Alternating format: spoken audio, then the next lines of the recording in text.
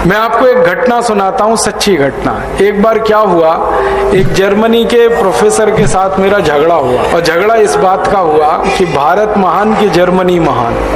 झगड़ा इस बात का था, वो कहता था जर्मनी महान, मैं कहता था भारत महान। अब दोनों ने झगड़ा सुलझाने के लिए एक रास्ता निकाला। रास्ता ये निकाला, उसने कहा कि मैं तुमसे भारत के बारे में सवाल पूछूंगा, तुम मुझसे जर्मनी के बारे में पूछो। जिसके सवालों के जवाब में सबसे ज्यादा हाँ यस आएगा उसका देश महान। मैंने कहा ठीक है भाई पूछो। तो उसने कहा पहले तुम पूछो। तो मेरा नंबर आ गया पूछने का।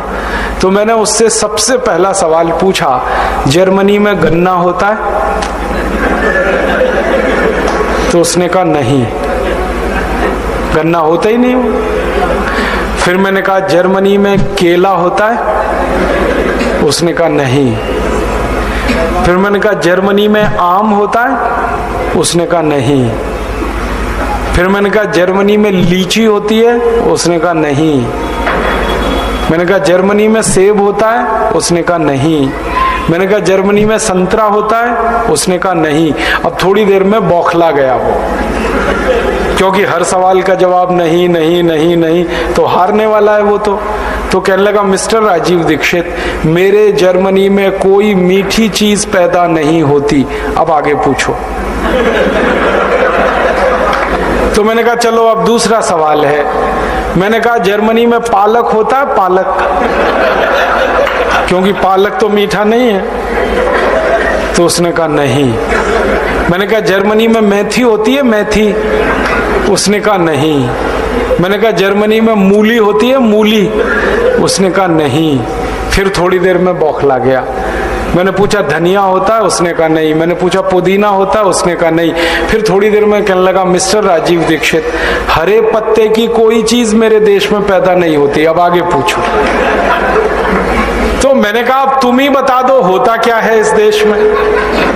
हरे पत्ते की कोई चीज तुम्हारे यहाँ नहीं होती, मीठी चीज तुम्हारे यहाँ पैदा नहीं होती, होता क्या है? तो उसने कहा जर्मनी में दो ही चीजें पैदा होती है, एक तो आलू और दूसरी प्याज।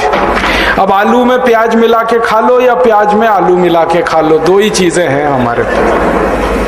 फिर मैंने उससे आगे पूछा, मैंने कहा फिर ये जर्मनी के जो बड़े बड़े डिपार्टमेंटल स्टोर्स हैं, यहाँ तो सब माल भरा पड़ा है, यहाँ तो आम भी मिल रहा है, यहाँ तो शकरकंद भी मिल रहा है, संतरा भी मिल रहा है, केला भी मिल रहा है, यहाँ तो सेब भी मिल रहा है, ये सब कहाँ से लाते हो जब तुम्हारे यहाँ कुछ नहीं होता? तो उसने कहा ज्यादातर ये माल भारत से आता है।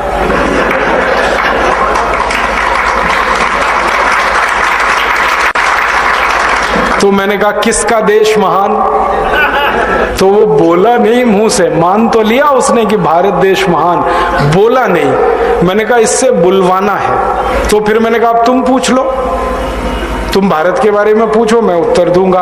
अब वो बेचारा फंस गया, क्या पूछे ऐसा जो भारत में नहीं होता। तो उसने ऐसे ही पूछ लिया भारत में गन्ना होता है? मैंने कहा इतना गन्ना होता है भारत में कि 6,38,365 गांवों में से 4 लाख गांवों में गन्ना ही गन्ना। उत्तर भारत में गन्ना, दक्षिण भारत में गन्ना, पूर्वी भारत में गन्ना, पश्चिम भारत में गन्ना, और हर जगह का गन्ना अलग है।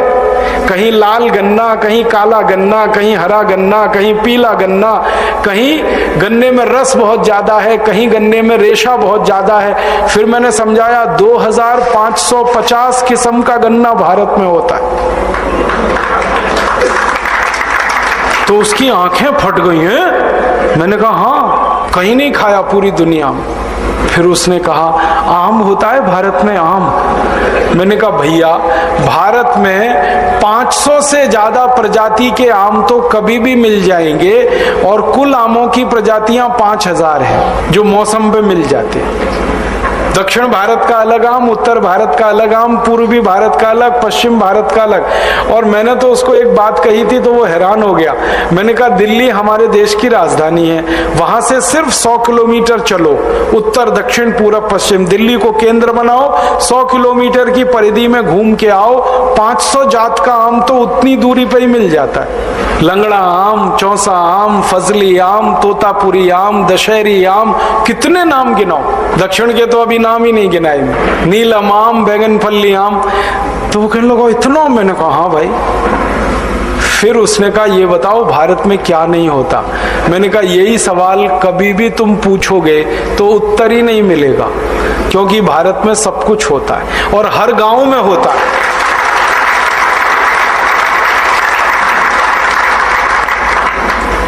जितना दुनिया के 20-25 देशों में कुल मिलाकर होता है उतना भारत के एक एक गांव में होता है। ऐसा देश है भारत। माने भगवान की बड़ी कृपा है इस देश पर। हर गांव की मिट्टी इतनी अच्छी है, सब कुछ हो जाता है हर गांव में। हमारे पुराने बुजुर्ग कहा करते थे कि हर गांव में इतना होता था कि खाली नमक बाहर से लाना पड़ता था बस, और कुछ नहीं, क्योंकि नमक सब जगह नहीं होता इस देश में। नमक सिर्फ समुद्र के किनारे वाले गांवों में होता है।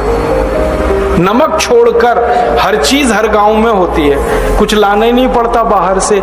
इतना स्वावलंबी देश रहा है ये देश भारत।